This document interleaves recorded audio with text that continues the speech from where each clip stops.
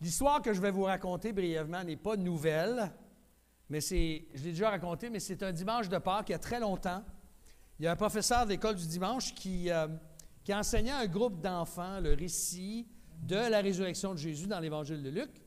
Et puis elle a posé la question, qu'est-ce que les femmes ont trouvé lorsqu'elles sont arrivées au sépulcre tôt le matin?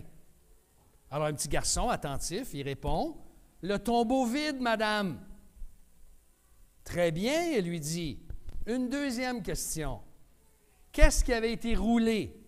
Alors un petit garçon très brillant répond, « Les disciples, madame. » Pour ceux dont le français est la deuxième, la troisième ou la quatrième langue, en français, le verbe rouler, ça veut dire rouler quelque chose, mais au sens figuré, ça veut dire aussi être trompé, se faire avoir. Quand on se fait avoir, on se fait rouler. C'est une expression qui existe.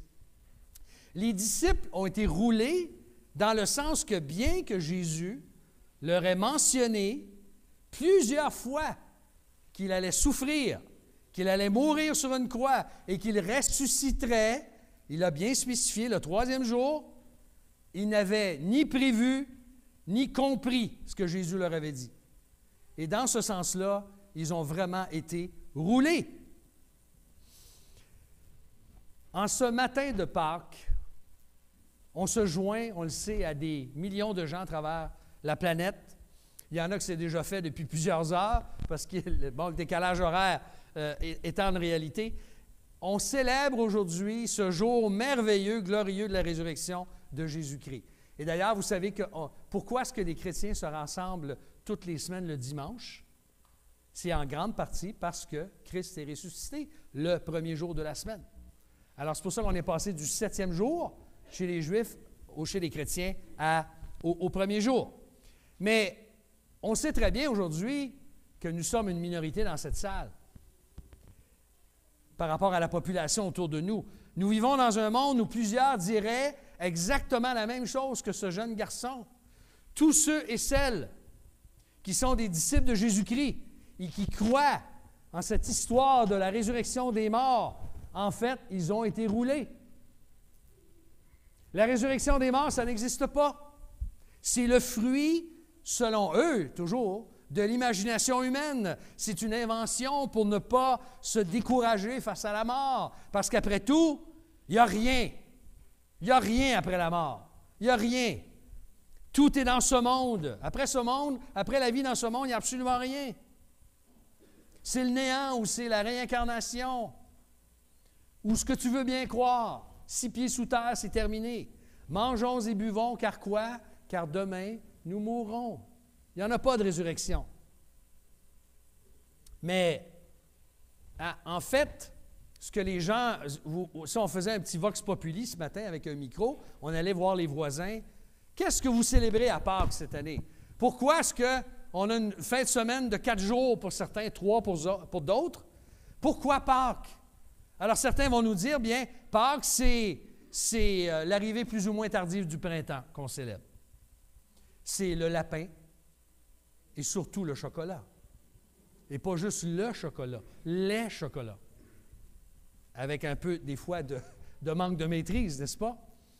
C'est le réveil de la nature. C'est le printemps, c'est le renouveau de tout. C'est ce qu'on entend comme sens de Pâques. Est-ce que nous sommes aujourd'hui dans cette salle, et si vous vous joignez à nous à l'écran ce matin, sommes-nous tous des gens qui avons été roulés, qui avons été trompés, parce que nous croyons à la résurrection des morts, parce que nous croyons que Jésus-Christ est vraiment ressuscité et qu'il est le fondement même de notre foi et de l'Évangile? On connaît ce texte dans 1 Corinthiens 15 où l'apôtre Paul, il l'expose de façon magistrale. Après avoir dit que l'Évangile, c'est Christ est mort pour nos péchés, il a été enseveli, il est ressuscité des morts le 3e jour, il est apparu à plusieurs. Mais là, il nous dit, si on ne croit pas à la résurrection, si on annonce que la résurrection des morts ou que Jésus est ressuscité alors que ce n'est pas vrai, nous serions de faux témoins, notre foi serait vaine, nous serions encore dans nos péchés, nous serions perdus, et en plus, pour nous encourager, il dit, nous serions les plus malheureux de tous les hommes. Imaginez, si Jésus-Christ n'était pas ressuscité. Alors, sommes-nous de faux témoins? Sommes-nous les plus malheureux de tous les hommes? Bien, la réponse, c'est, je vais essayer de le dire aussi fort que la trompette, non! Non, pas du tout. Un auteur a écrit ceci, une courte phrase, « La foi en la résurrection est la clé de voûte de la foi chrétienne, c'est-à-dire son élément central. Si on la supprime, tout doit inévitablement s'effondrer. » S'effondrer. Et une des raisons de croire que Jésus est vraiment ressuscité d'entre les morts, comme il avait lui-même annoncé, c'est qu'il existe, j'ai déjà parlé de ça dans le passé, mais j'ai cru bon de vous rappeler ces faits-là aujourd'hui. Des faits historiques, des preuves réelles, indéniables, les restants de COVID, ça. Si je peux vous donner une suggestion, ne cherchez pas à l'attraper. Ce n'est pas nécessaire. Ça démontre la réalité de la résurrection, ces faits-là. Alors, je vais en regarder 4 avec vous, si vous voulez. On va les parcourir brièvement. 4 faits indéniables, des faits historiques, des preuves réelles qui viennent démontrer que Jésus est vraiment ressuscité d'entre les morts. Le premier, bien, on le sait, c'est le tombeau vide. C'est le premier fait indéniable. Nous avons lu dans plusieurs langues que lorsque les femmes se sont rendues au tombeau, elles ne trouvèrent pas le corps du Seigneur. Il était disparu. Et la nouvelle a commencé rapidement à se propager, à circuler dans les environs. N'importe qui, on ne pense pas souvent à ça, mais n'importe qui, demeurant à Jérusalem ou dans les environs, pouvait vérifier si c'était vrai, que le corps n'était plus là. Même, on sait, Marie, le matin, je disais ça ce matin, elle arrive, puis là, elle voit Jésus, elle pense que c'est le jardinier, puis elle dit, « Veux-tu me dire où tu as mis le corps pour que je puisse aller m'en occuper? Aller le récupérer? » Et puis là, Jésus n'a qu'à dire une parole, « Marie », puis là, elle le reconnaît. Puis elle veut se lancer sur lui en affection. Les 4 évangiles confirment, chers amis, que le tombeau était bel et bien vide. Il n'est plus ici, les anges ont dit. Il n'est plus ici. C'est ce que les anges ont dit aux femmes. Jamais les apôtres n'auraient pu commencer à proclamer que Jésus était ressuscité si le tombeau était encore occupé. Vous êtes d'accord avec ça? Ça aurait été impossible. Avec le corps de Jésus sans vie, s'il était encore là, jamais ils auraient pu annoncer ceci, ni les disciples. Si le tombeau n'était pas vide, il serait bien difficile d'expliquer comment Matthieu, comme Matthieu le mentionne, pourquoi les autorités juives ont-elles tout fait pour faire croire que, les disciples avaient volé le corps. C'est parce que le tombeau était vide. Même ses ennemis ne pouvaient le nier. Le tombeau était bel et bien vide. Et d'ailleurs, ils vont s'assurer, je vais y revenir dans un instant, mais vous allez voir qu'ils vont s'assurer que Jésus ne sorte pas de là, humainement parlant. Alors, c'est un fait. Alors, si vous alliez, je ne sais pas où il est enterré, Confucius, si vous alliez au tombeau de Confucius, occupé.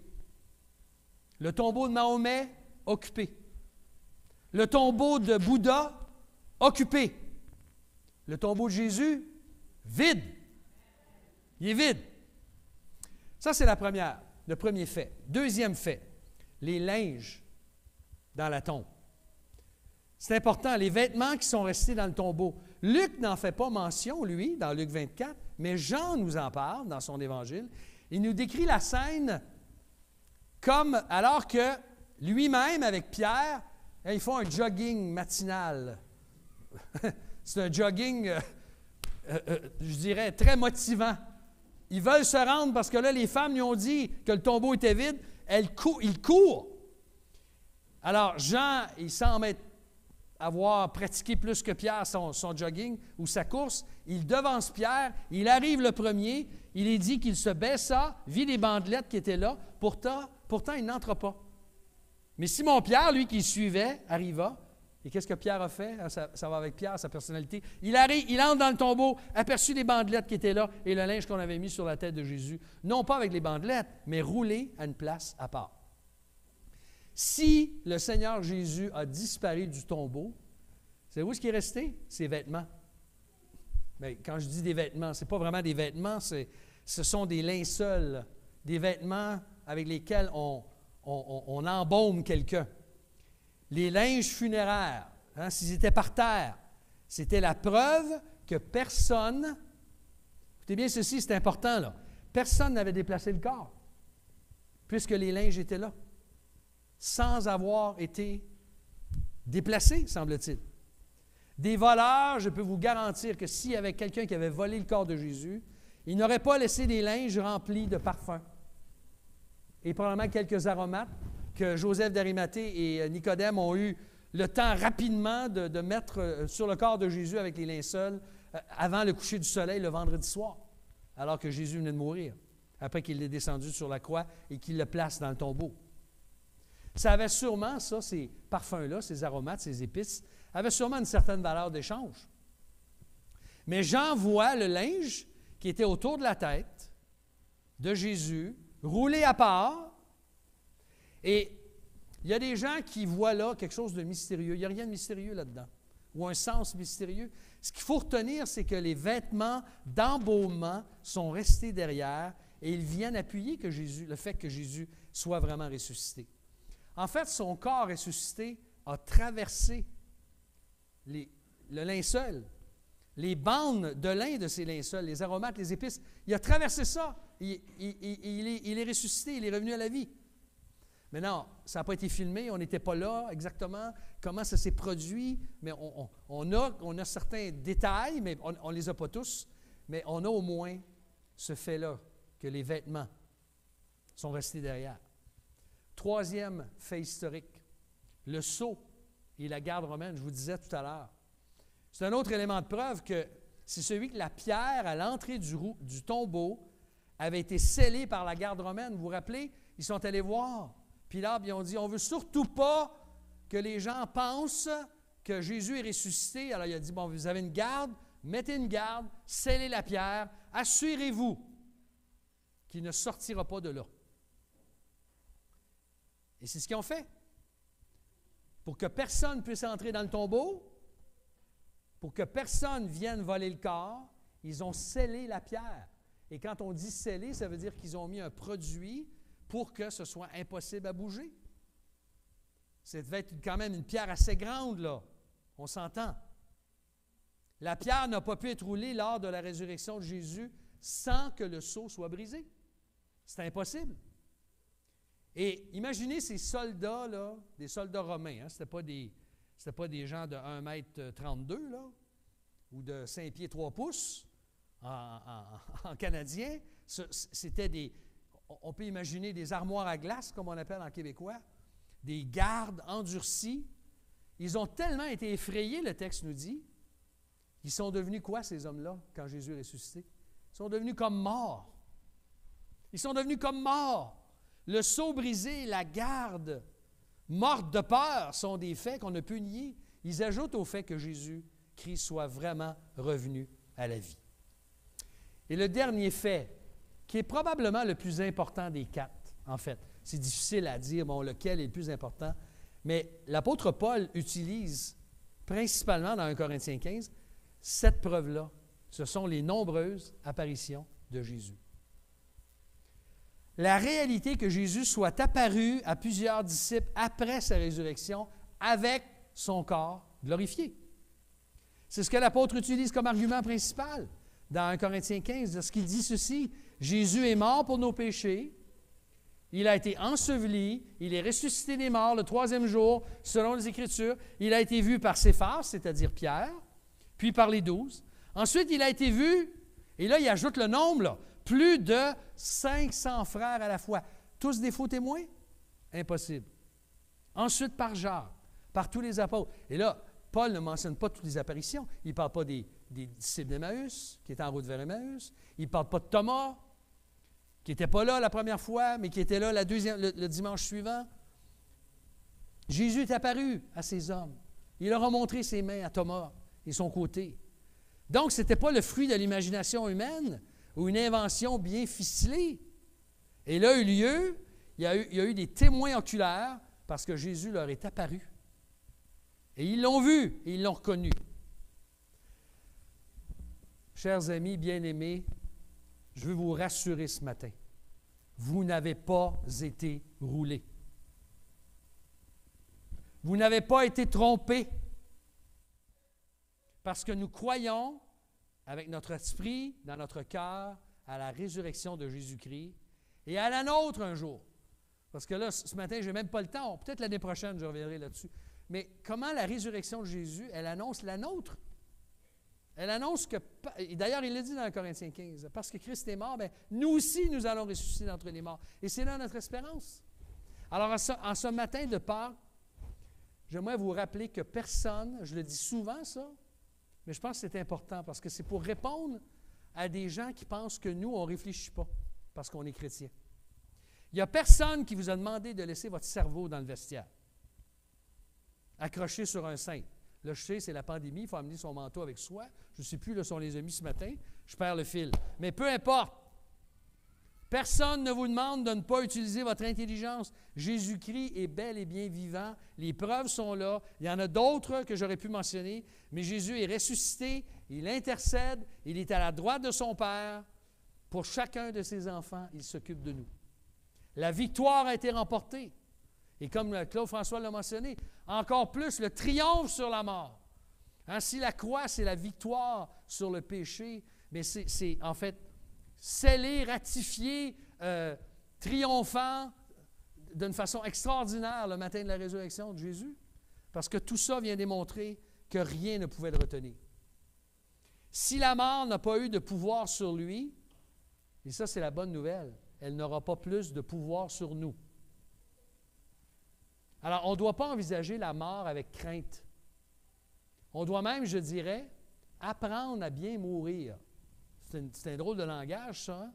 Mais c'est vrai.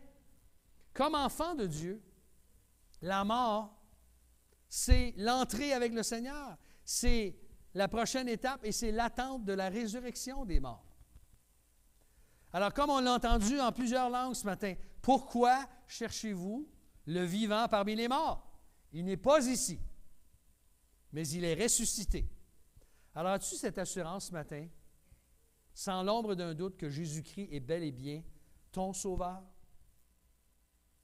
Est-ce que tu as l'assurance que Jésus est vivant et qu'un jour tu seras avec lui?